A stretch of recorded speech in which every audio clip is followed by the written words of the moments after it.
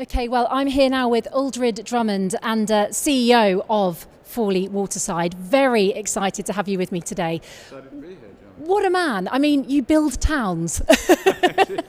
When I was looking into, what you've achieved and what you're hoping to achieve, I was very excited and very impressed, I have to say. But anyway, let's kick things off with talking a little bit about Fawley Waterside and its role, where it stands to benefit, where it stands to feature within the freeport. Yeah, well, we're very excited to be in the freeport. I think the freeport's the largest economic policy and opportunity that this area's had for probably generations. It is a really big thing. There's only 8 of them in the UK. And the waterside tax site, which we can sort of see from these windows, is the biggest component of that freeport. And Fawley has about 70 hectares, or what is that, nearly 200 acres within the freeport zone. What is that going to do for Fawley, and what is it going to do for the local area? Well, it will encourage businesses to come here. We're talking to one international business at the moment that really is making the decision: do they stay in the UK or do they go abroad? So it's very typical and a very great example of what these benefits are bringing to the UK, and particularly to this area. And that would employ about 1,000 people. Wow. Yes, and it is very important to talk about the tangible benefits and effects, because especially today we've heard all sorts of facts and figures, very impressive of course, but we just want to know how that translates for people on the ground in the region, but not just in the region as well, the ripple effects that will be felt, further afield as well. I think some of the big points are that they estimate it's going to encourage 50,000 additional jobs in the Solent area, which is a huge number.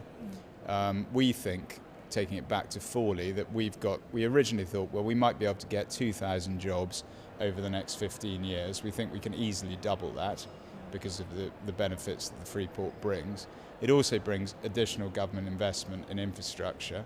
And I think most importantly, it was touched on by Alistair Welsh earlier today, is that the 500 million of business rates that will be retained in the area, as opposed to just going back to the National Exchequer to be spent on the nation, actually are going to be reinvested in infrastructure in this area. And infrastructure is a broad church, so that you think roads, rail, etc., but that's also training, skills, and the other points that some of the speakers have been raising this morning. So I think really tangible, 50,000 jobs.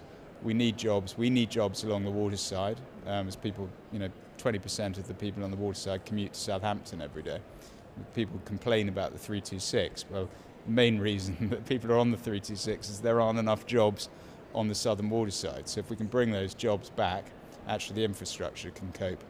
So let's talk a bit about the moment when it sort of dawned on you how your projection for the future of Fawley changed when this opportunity arose, because you've had a long time now to sit with this and to think, these are the figures, this is how it's grown. But how did you feel when it sort of all came into realisation? Well, we've been working obviously with the various bodies that have been promoting the freeport and integrally with them.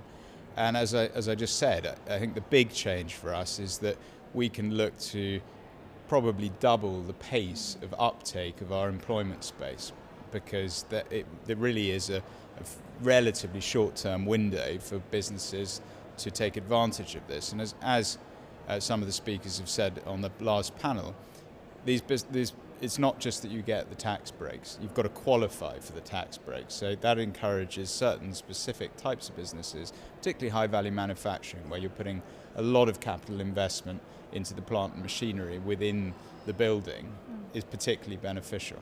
So it's really increasing the rate of uptake of space, which we as a developer and a town builder, to quote your original description, is massively important. And final question really, can you paint a picture for me of how you envision Fawley Waterside looking by 2050? What will it look like? What will it feel like?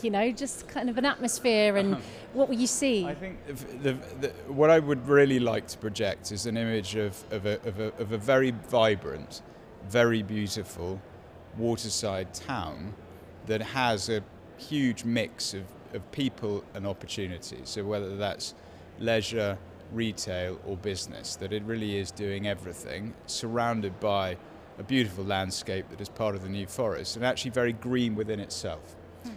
We've got strategies to get to net zero by 2035, much less dependence on the car, good public transport services, particularly on the water and water taxis, reopening the railway line, real thriving port town. I'm loving that image. I'm sold. I want to be there sooner than 2050. You know where to come. Yeah, absolutely. Okay. Thank you so much for chatting with me. Gemma. It's been great. Thank you. Thanks. Thanks.